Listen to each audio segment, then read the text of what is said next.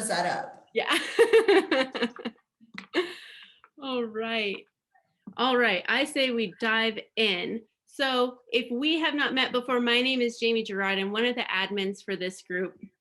And this group has been so amazing, and it's grown so much in the last month that at one point we were doing challenges directly in the group.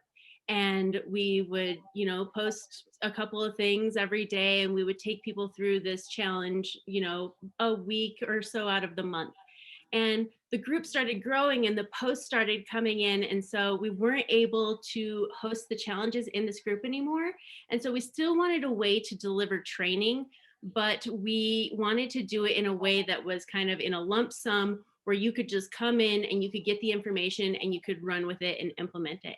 And that's kind of where Wednesday Wellness Seminar came from. And so today, I'm very, very excited because this group is called Healthy Eating on a Budget. I happen to have a sister who is an expert in the field, and she is, I guess I'll just tell you about her professionally instead of what I think of her as a person. But Amanda is the operations manager at UNM Food, and she sits on panels for the university, and she basically goes through and she gives advice to students and faculty and the university as a whole on how they can keep their students healthy but on a student's budget. So she has a degree in hotel, restaurant, and tourism management from New Mexico State University. She's consulted for restaurants on menu production and cost reduction in the actual restaurants. And so you can see how her expertise from that is going to really directly relate to what we're talking about here. And I think that I will let her do the rest of the introduction so that everything is correct.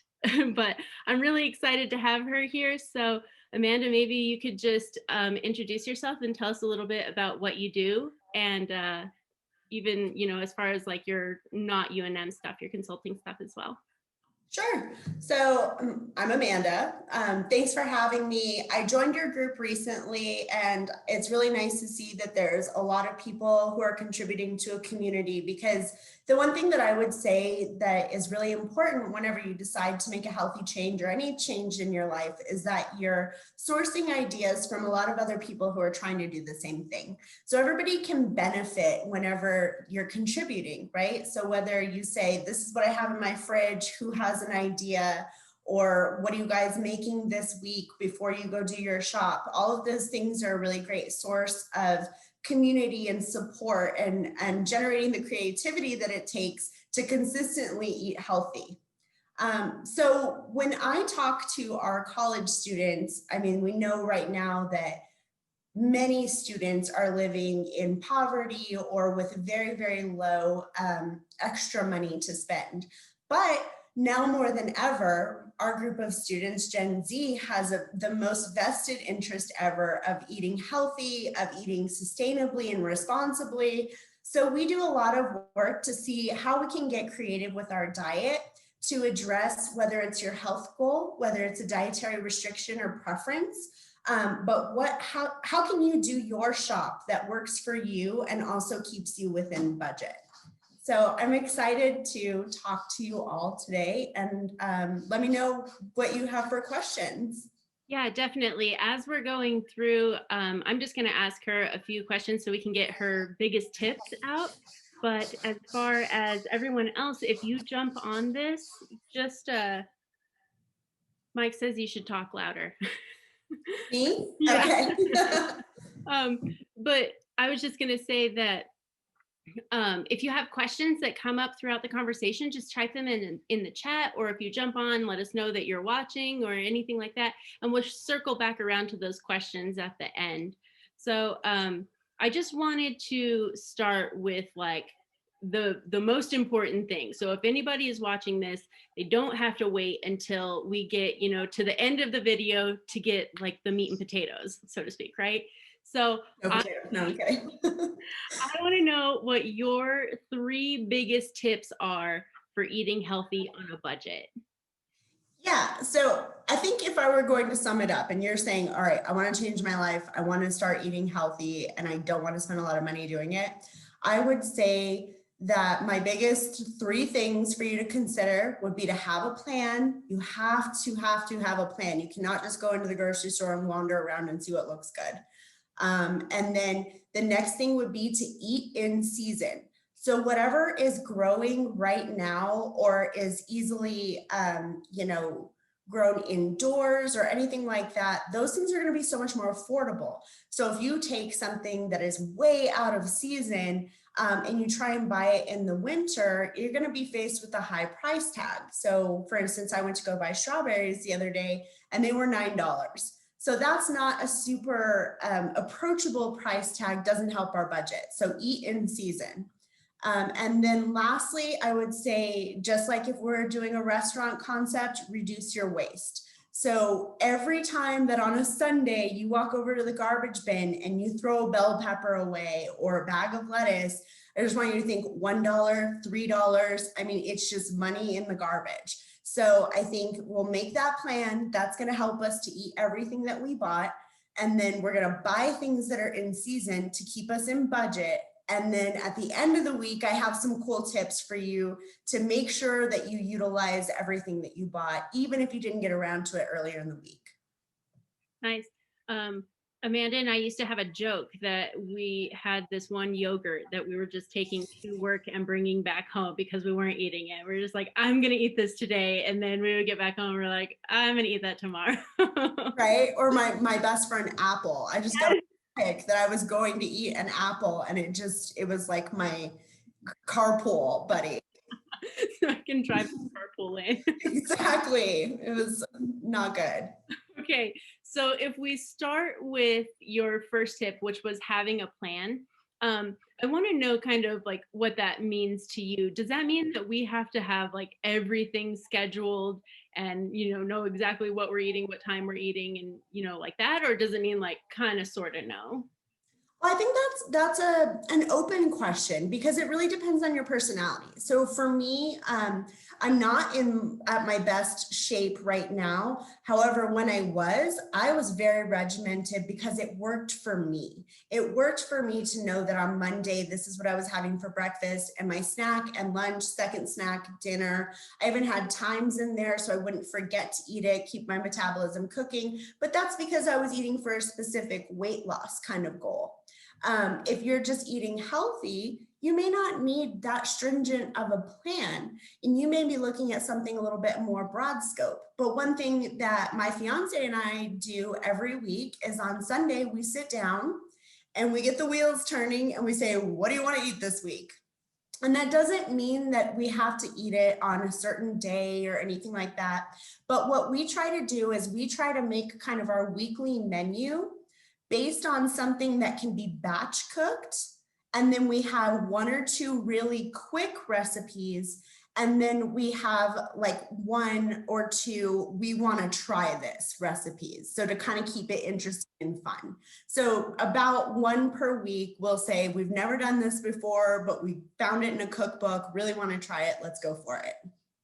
Yeah, I love that, especially because there's so many people that are like, oh, I don't batch cook, or oh, I don't like, I like to batch cook. I like to have it there ready for me. It's cool because you guys do like a hybrid of both, so you get the full spectrum of it. That's very cool. Yeah, and batch cooking is going to help you on your price tag, right? So anytime that we can buy something in bulk and cross utilize it in a lot of multifunctional ways, that's really helpful. So for instance, if I bought a lot of chicken breasts because there was a really great deal on it, I know that on a Sunday, I can put it in my crock pot with just salt and pepper and let that cook down until I'm able to shred it up. And then I have shredded chicken, but I'm not going to do anything to it yet because whenever I portion it out into the things that I want to do, I'm going to make sure that it's a different, exciting meal every single time. So maybe I'm going to add chili or salsa to one because I'm going to make chicken tacos. Or maybe I'm going to put pesto in another because I want to do like a cool Greek pita. Or on the third one, recently something I've really been into is equal parts sriracha and honey. and you have a really awesome kind of sweet and spicy Asian flavored chicken that's great in a lettuce wrap. Nice. Yeah, that sounds so good. Yeah, and it's so easy. So that's a great one too. If you have kids, if you have a partner, then you can say, hey, will you help me out? All I need you to do is heat this and maybe sauce it, or maybe not. Maybe it's already got the sauce in there. So it's like kind of marinating in it. And all you're asking for some help with is, can you heat and put together? And that becomes a little bit more fun of a process for people to contribute to, is more of an assembly than saying, all right, we're starting from scratch here and it's going to be about an hour. Yeah, totally. So you bring up a good point. A lot of people in this group have kids. And so there's been a ton of posts in here about how kids are picky eaters, and or maybe an adult is a picky eater. There's just some things that like they won't touch. What do you say to those people who are like, I'm not going to eat chicken, rice, and veggies every day? Well, that's fair, because I don't think any of us want to eat chicken, rice, and veggies every day. Maybe someone does. If that's you, that's awesome. You're solved. Good for you. But what I will say is that, something we were talking about a little bit earlier is what happens, especially in the US, is that we have a system in our restaurants that we know what Americans like, and that is salt, fat, and sugar. And so all of our recipes are laden with just exorbitant amounts of salt, fat, and sugar. So what happens whenever you're maybe in a hurry and you're picking up drive-through and the dollar menu sounds like a pretty great deal right now, is that the more you do that, you've completely blown out your palate. So your mouth can't even taste like natural whole foods anymore. So you have to be a little bit patient. So that's where I'm going with the picky eater thing, is when you decide to make this lifestyle change, be kind to your body, be patient with yourself, because it's probably going to take you a little bit of time to get your palate to receive those more natural flavors again. And that's okay. So maybe start with some things that feel safer. If you don't love kale, but you love green beans, lean into green beans while you're resetting yourself. Then maybe start trying things in incremental ways. And I like to say that if you can hide it into something that you know you love, then you might have an even better chance of adapting, sort of an affinity towards some things that you thought you didn't like. Yeah, that's awesome advice. I know there's a ton of parents who will put their marinara in a blender and blend, spinach or other veggies in it, and then they feed it to their kids and they're like, no, it's just spaghetti. Like, just have some Mm-hmm. and the kids love it. They don't even know. Yeah. Same thing, you can make your own cheese sauce, use a whole wheat pasta. And if you have a blender or an emulsifier, just give that a quick blend up with some broccoli. And basically you're kind of making like a broccoli cheddar soup, but pour it over pasta. Your kid will more than likely eat it thinking it's mac and cheese. So you can kind of start to sneak those things in. And as you become more comfortable with more and more different foods, you're going to become more curious and say like, well, I wonder what's the deal with kale? Why is everyone sprung on kale? And that's actually a good personal story, is that Jamie and I were not kale people, but we decided we were going to do this. It's like a cleanse. And one of the recipes, it's called the 3-day reset. So we were going to do this thing and we were going to totally get it together and go forward and have awesome diets. But it had a kale recipe, and she and I were both kind of like, I'm very scared of the kale. And we ended up loving it. I still make it as just like a side to chicken. My fiance loves kale now, so give it a shot. You might like it. And if you're not ready right this second, give yourself some time and then start trying new things. Yeah. Yeah, I like that. One more side. I know we have to move on, but one more sidebar. I love that you mentioned people taking time with their body and letting their body adjust. I have a client who started drinking a probiotic heavy shake so that she could improve her digestion. And she called me like 2 days later and she's like, oh my gosh, like I'm so gassy. Like I don't know what's happening inside of me. And I was like, give it time. Like your body needs to, get your digestive tract moving and pushing stuff out again. So, Yeah, and spoiler alert, this could happen if you start eating a lot of high fiber greens. It's just part of it. But again, your body's been used to processing very simple carbohydrates, sugar, fat. So whenever you start to put whole foods in your body, your machine is going to take another moment to get everything recalibrated, but then your body is going to love you for it. You're going to sleep better, you're going to have more energy. And then as we move on, you're going to have more money in your wallet. So it's a win-win. right. And I know probably a lot of you are thinking to yourself, like, okay, this is awesome. They're telling me how to shop, but I have no idea what I'm supposed to be buying. Amanda and I both do the same program. It's very simple. It's just, measuring out portions and clean eating. If you want to talk to us or Amy or anything, any of us about that, you can shoot us a message or leave a comment in this video and we can kind of help you put a meal plan together. Yeah. And if you're just starting out and you're not ready for that yet, there's a really good rule of thumb that will help you on the healthy part. And that's if it had a life, it's good for you. So, that's a good mentality to have. And if you're avoiding animal proteins, that doesn't necessarily mean that you have to incorporate those to your diet, but like a vegetable had a life, a fruit. So those things were once, a living organism, and that is something that your body is going to receive a little bit better than a highly processed product. So going back to our eating in season. So this is a great segue, right? What do we buy? So right now we're in January. So root vegetables are very much in season right now. Those are our buddies. So that is going to be potatoes, sweet potatoes, kale, butternut squash, beets, what else? Citrus has great prices right now. So that's a great one if you're saying, well, I want to make a yogurt parfait, but I am not trying to spend $9 on berries. I hear you, but you could throw some orange segments in there or peaches. Those kind of citrus or orchard fruits, apples, those all have great prices right now. And that's a really good way to keep your budget intact. So if you're not writing this down, don't worry about it. Just Google anytime what produce is in season in January or whatever, wherever you are. You're going to get a better pulse on what can be affordable. And this afternoon, I was doing a little bit of experimentation and I went on Instant Cart. And so I was kind of throwing some groceries in a cart. Another great way to do this is look on the top if you're doing online shopping and it'll say like see our daily deals.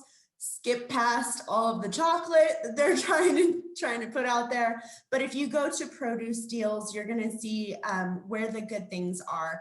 And if you really want something and it just doesn't happen to be in season, a lot of times you can find that item either canned or frozen.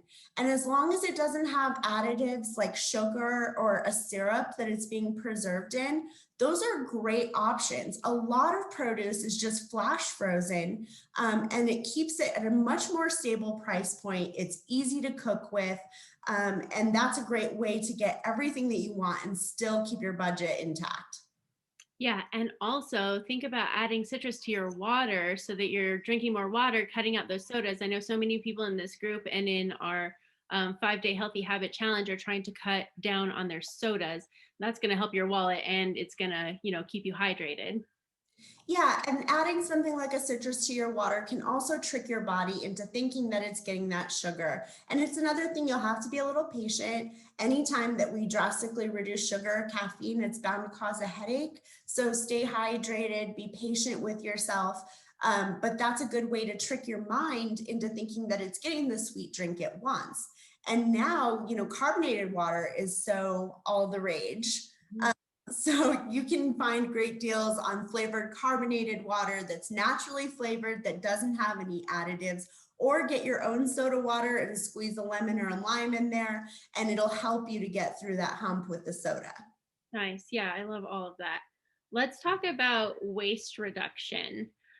Because I think like this is huge and it's so like they could listen to this right now and use it tonight, tomorrow on anything that they had extra. So how do we keep from throwing stuff away at the end of the week, especially like our produce that we're spending more on and we want to, utilize? Yeah, so I think, first of all, know thyself. So Jamie and I started this little conversation when talking about our coworker and carpool mate, Yogurt and Apple, that we were just toting around. It's because we had this thing in our mind that we were going to make a shift, yet we didn't really want to eat that. So that's okay. There's going to be things that you're like, I don't want to eat that. And that's totally fine. If it's not your bag, don't buy it. And not until you're ready to try something. And if you're just trying something, I would say buy it in a lower quantity to start out. And then once you have your meal plan, you're going to have a much better idea of how much of each thing that you're going to need. But inevitably, I think most of us will end the week and what we have left is like half an onion, one sad bell pepper, a couple of things here and there that are like around half a bag of kale that I thought I was going to be really into. So anything like that. One of the things that I like to do with that at the end of the week is throw all of my vegetables. Maybe if I had something like turkey bacon or ham or sausage crumbles, I would throw that in a saute pan as well. And then either beat some eggs or pour some egg substitute over it and just let it set in the pan for probably like 5 minutes. And then put it in your oven if you're able to, or you can cover it. And you can dust it with a little bit of cheese if that fits within your dietary goals. But you have a frittata, which is essentially kind of like this eggy, like Italian pizza is kind of the way that it comes out, because you have all of this awesome stuff in there that you season however you like. And whenever you pull it out, it pops out of your saute pan, just like a big egg pizza. And I slice it up into the triangles and it's awesome for a Sunday brunch. It feels kind of fancy. And then you can also put it in the fridge. It's an amazing lunch whenever you're super short on time. It's great with like a little side salad or something, lots of protein, lots of great vegetables and flavor, and you do not waste any of your food. Yeah, and it's so good. Like literally, it is so good. When we lived together, Amanda would make frittata all the time, and it was awesome. I do something On Sunday to clean out the fridge. Yeah. exactly. I do something a little bit different. Oh, Amy accidentally ordered triple the amount of bell peppers that she wanted to this week. Bell That's peppers. okay. You can make stuffed bell peppers and throw those guys in the freezer. Totally easy. Yeah. I like to take all the extra vegetables and I put them in my Instant Pot and I make it into like a veggie soup. And that goes over really well at my house. The frittata goes over a little bit better, I will say. See, and I'm not a soup person. So again, you just got to know what you like. So in Jamie's house, making that soup is a really awesome way to stretch her dollar and get some bonus meals in there. And for me, I know I could make a soup, I'm not going to eat it. So that's not something that I do. But let's say that you're in a different kind of household and you're like, okay, well, my kids won't eat egg pizza. So thanks for the idea. But maybe they would eat a veggie bake, right? So maybe we could make a whole wheat pasta veggie bake with some marinara. And that's a great way to incorporate all of your vegetables into something. Again, you could put some of it in the freezer if you don't finish it. And that's another wonderful thing about batch cooking. If you find an amazing deal on, proteins, or if you find an amazing deal on pantry stable things, shelf stable products, stock up because you're going to use them eventually. So if you're able to fit that in your budget, spend the extra $10 one week to save yourself 20 another week. Yeah, I love that. That's awesome. So maybe we should, I really want to say thank you. We do try and keep these a little bit shorter, but I know that I didn't even have to bully you into doing this. No, I love talking about this. And I mean, I see every piece of the spectrum. So, I mean, a student could tell me I have $15. Like, what do you think that I should do? And we talk about things like, how can you cook with and maybe they only have a microwave too. So how can you razzle dazzle a package of ramen, eliminate the seasoning packet, add some veggies and an egg in your microwave to make a great meal? So I've got all sorts of ideas. If you guys want to come and talk again, I'd be happy to. It was really fun. Yeah, definitely. Thank you so much. Any last words of wisdom before we close out? Any good advice for us moving forward? Just don't be afraid to steal someone's idea. Like, nobody needs to be a hero and reinvent the wheel. We're not writing cookbooks. I myself, especially because of my audience, I get on TikTok and I just punch into the search healthy eating, and I will get so many cool new ideas of people that, you know, have a different perspective on food than I do. So I love that. You know, I've learned about everything but the bagel seasoning apparently goes on everything now. So feel free to do that. I saw another great recipe I never thought of, which was cutting your sweet potatoes into coins, so slivers that are round, and baking those. And they were doing a really cool take on like avocado or fancy toast. So they had this baked sweet potato coin that had avocado and everything but the bagel seasoning, or a fried egg, or some yogurt smear and berries. And I thought that's a really interesting and fun thing to try. I know I like sweet potatoes, so I could give that a go. Yeah. Oh, wow. That's really cool. So I guess I'll have to get off of my For You page for a minute and check out the healthy That's eating right. stuff because that doesn't pop up on mine. Yeah, and you know, healthy cooking doesn't have to be complicated. There's a lot of great deals like hummus, pesto sometimes you can find for a really amazing deal. So you don't necessarily have to be a gourmet chef where you're like, okay, I'm going to be crushing pine nuts for the rest of my life.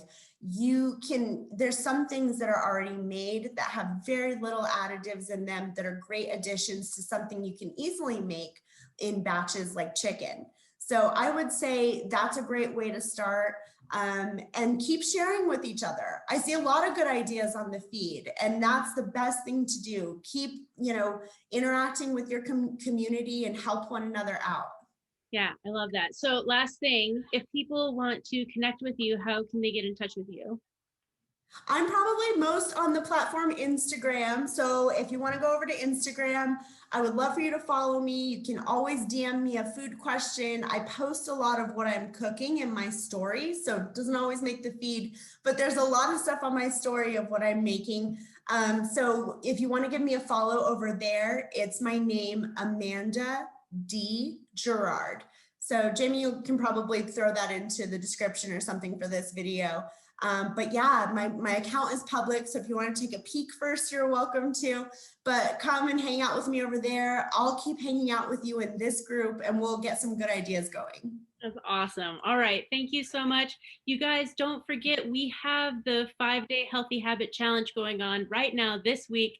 If you want to get in there and watch the videos, we can still add you to that group if you want. We're on day 3, but the videos are so short. They're like less than 10 minutes. It would take you a half an hour to catch up to everyone. So just comment below if you want to get going on that. And if not, we will see you next week. Thank you guys so much for tuning in. Bye.